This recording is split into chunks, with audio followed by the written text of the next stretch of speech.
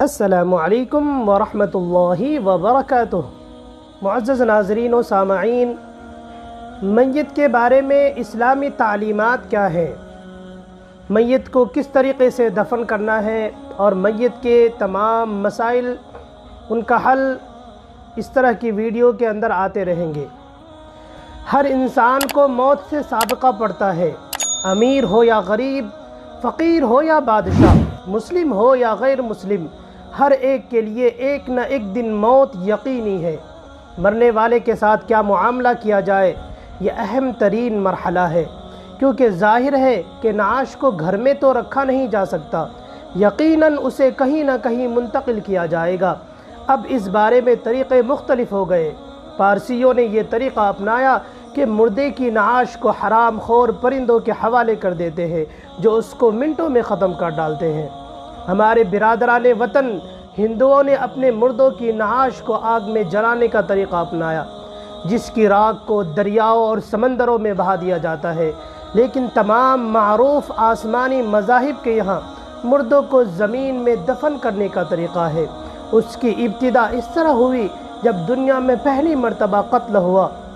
قابیل نے حابیل کو مار ڈالا تو حیران ہوا کہ بھائی کی لاش کو کہاں ٹھکانے لگائے۔ چنانچہ اللہ تعالیٰ نے اس کی رہنمائی کے لیے کوے کو بھیجا، جس نے اپنے عمل سے اسے دفن کا طریقہ بتلایا۔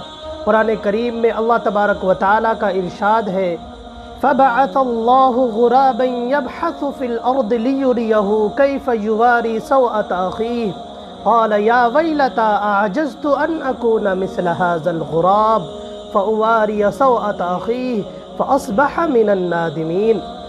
پھر اللہ تبارک و تعالیٰ نے ایک کوے کو بھیجا جو کوریدتا تھا زمین کو، تاکہ اس کو دکھلاوے کہ کس طرح چھپاتا ہے لاش اپنے بھائی کی۔ بولا، اے افسوس، مجھ سے اتنا نہ ہو سکا کہ میں برابر اس کوے کے ہوتا کہ میں چھپاؤں لاش اپنے بھائی کی۔ پھر پچھتانے لگا۔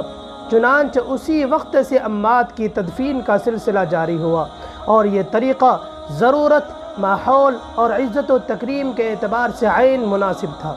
چنانچہ اسلام جو دین فطرت ہے اور انسانیت کے احترام کا سب سے بڑا علم بردار ہے، اس نے اپنے ماننے والوں کو نہ صرف یہ کہ تدفین کا حکم دیا، بلکہ نہایت عزت و احترام کے ساتھ تجہیز و تکفین اور پھر نماز جنازہ کے مسائل واضح طور پر بتائے۔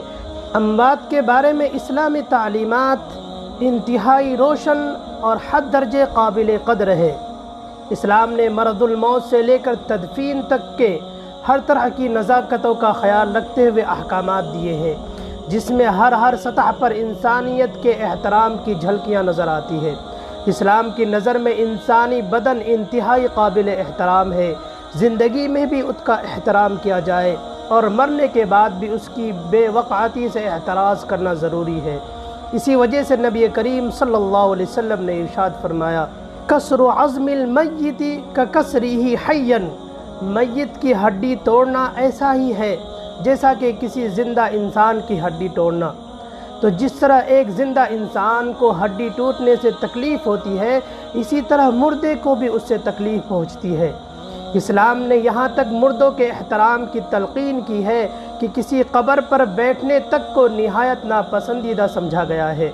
ایک روایت میں نبی کریم صلی اللہ علیہ وسلم نے ارشاد فرمایا، تم میں سے کوئی شخص کسی انگارے پر بیٹھے جو اس کے کپڑے کو جلا کر اس کی خال تک کو پہنچ جائے، یہ اس بات سے بہتر ہے کہ کسی قبر پر جا بیٹھے۔ الغرض، اسلام کی بے نظیر تعلیمات زندگی اور موت ہر حالت میں انسانیت کے احترام کی تلقین کرتی ہے۔ ذیل میں اسی سلسلے کے بعض اہم مسائل ذکر کیے جا رہے ہیں۔ سب سے پہلا مسئلہ ہے، جب موت کے آثار ظاہر ہونے لگے، جب میت پر موت کے آثار ظاہر ہونے لگے تو اس کے پاس قدر بلند آواز سے کلمہ شہادت یا کلمہ طیبہ پڑھا جائے، مگر اس سے کلمہ طیبہ پڑھنے پر اصرار نہ کیا جائے، کیونکہ ممکن ہے کہ اس پریشانی اور بے چینی کے وقت میں اس کے منہ سے کوئی کلمہ اس کے خلاف نکل جائے۔ نیز میت کے قریب سورہ یاسین اور سورہ رعد پڑھنا بھی مستحب ہے، اس سے روح کا نکلنا آسان ہو جاتا ہے۔ آج کی ویڈیو کے اندر بس اتنا ہی۔